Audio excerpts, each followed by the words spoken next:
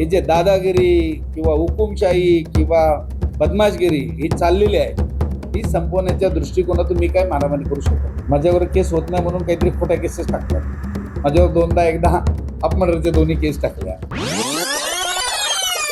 बघा, आपण जेव्हा ज्या पक्षात असतो त्या पक्षाचं चिन्ह असतं, त्या पक्षाचे नेते असतात आणि मग त्या पक्षात आपण नाहीये, आपण कुठं आहोत? तर आपण आता शिवसेना शिंदे साहेबांचं नेतृत्वामध्ये आपण प्रवेश केलेला आहे आणि ते तुमच्या माध्यमातून लोकांना समजावं या दृष्टिकोनातून आजची पत्रकार परिषद घेतलेली आहे. आणि म्हणून आपल्या जे काही गोष्टी आहेत किंवा काय आपण करतोय ते लोकांना तुमच्या माध्यमातून समजण्यासाठी आज ही प्रेस घेतलेली आहे. आणि म्हणून मी काय काय केलं ते तुम्हाला सांगितलेलं आहे आणि काय करणार आहे. नवी मुंबई गावठांमधले गरजेपोटी घरांचे जे प्रश्न आहेत, शिंदे साहेबांनी नाटा साहेबांच्या किंवा मस्के साहेबांच्या नेतृत्वाने सोडवलंय. त्याच्यात काही सिडकोचे सर्वच अधिकारी नाही, काही सिडकोचे बदमाश अधिकारी आहेत. तो जो आपला चेअर निघतो त्याच्यामध्ये काहीतरी खोड त्या ठिकाणी घालून ठेवतो, खुट्टी घालून ठेवतात. ती खुट्टी काढण्यासाठी प्रयत्न करेन आणि एकही घर अनधिकृत ते सिडको म्हणते, पण मी म्हणतो गरजेपोटी बांधलेलं घर आहे. तो प्रश्न 100% सोडवण्यात प्रयत्न करेन. शहरामध्ये आज शहरामध्ये ज्या काही जे पुनर्वसन चाललंय किंवा रिडेव्हलपमेंट चाललंय, तर रिडेव्हलपमेंटची कामं सहजरित्या किशोर पाटकर साहेब असतील, नाटा साहेब असतील, आपले खासदार साहेब आणि शिंदे साहेब हे प्रयत्नशील आहेतच. एक खारीचा वाटा म्हणून त्या ठिकाणी मी निश्चित उचलीन. झोपडपट्टी एरिया जो आहे त्या काही लोकांच्या नाकर्त्यामुळे ते राहिलेला आहे प्रश्न. आज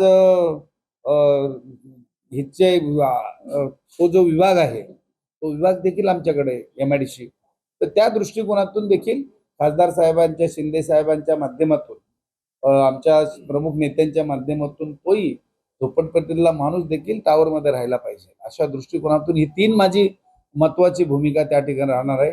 आणि 500 चौरस फुटापर्यंतची जी घरं आहेत त्यांचा प्रॉपर्टी टॅक्स शिंदे साहेबांनी जाहीर केलेला आहे, त्याची अंमलबजावणी करण्याचं काम त्या ठिकाणी होईल.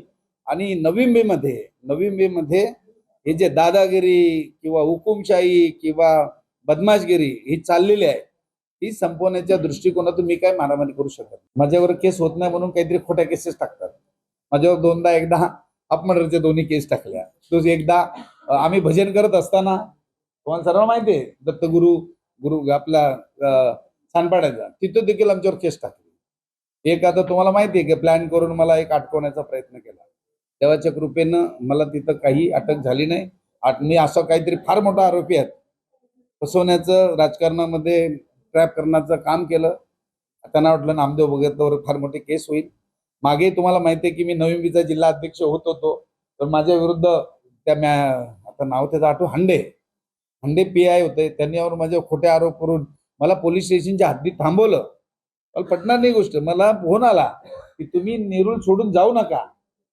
ती कशासाठी की मी नेरूळला असलो की मग तिथं भांडणं करायला लावली आणि मग माझं नाव टाकायला सांगितलं, म्हणजे मुलीचं, माझ्या मिसेसवर, माझ्या सर्व भावंडांवर. ते झालं. माझी मिसेस गेल्या वेळेला निवडून आली, मी तर त्यावेळेला थोडा हरलो 6 महिन्यासाठी. नंतर मी परत गेलो. माझ्या मुलांवर दोघांचं काही त्याचा काढेमध्ये संबंध नाही, त्यांच्यावर केस केली. जे ही अशी लोक आहेत, त्याच्यामुळे काही तशी काही चिंता करायचं कारण नाही. आपल्याला सर्वांना माहित आहे की प्रत्येक ठिकाणी ह्या बाबतीत शिवसेनेचे पण, शिंदे गटातले पण काही आमदारांनी ह्या बाबतीत खुलासा केलेला आहे. जिथं जिथं परिस्थितीनुसार ज्या ठिकाणी कधीतरी बघा, काही ठिकाणी ह्या गोष्टी घडत असतात, त्याला आपण उणिवा म्हणतो, पण उणिवा झाल्या तरी देखील त्या दुरुस्त झाल्या पाहिजे. आणि म्हणून राहुलजीने हा मुद्दा उपस्थित केलेला आहे. तर त्या संदर्भात मी फार छोटा तसा कार्यकर्ता आहे. नेरूळ कुठं आणि भारत देश कुठं, बरोबर आहे. आणि मी आता माझ्याकडे कुठलंच पद नाही, तरी देखील जी गोष्ट नियमाप्रमाणे झाली पाहिजे.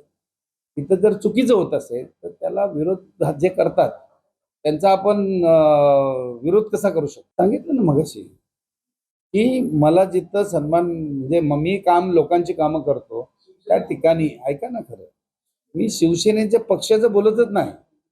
पक्ष कुठलाच वाईट नाही, पक्षातली माणसं बरी वाईट असतात आणि त्या बऱ्या वाईट माणसाचा बरी माझे नशिबी त्यावेळेला संघटनेमध्ये कमी आली आणि म्हणून मी त्यांना दोष देत नाही कोणाला. मी तिथं म्हणजे माझं रोपटं लावायला कमी पडलो आणि म्हणून मी निघून आलो.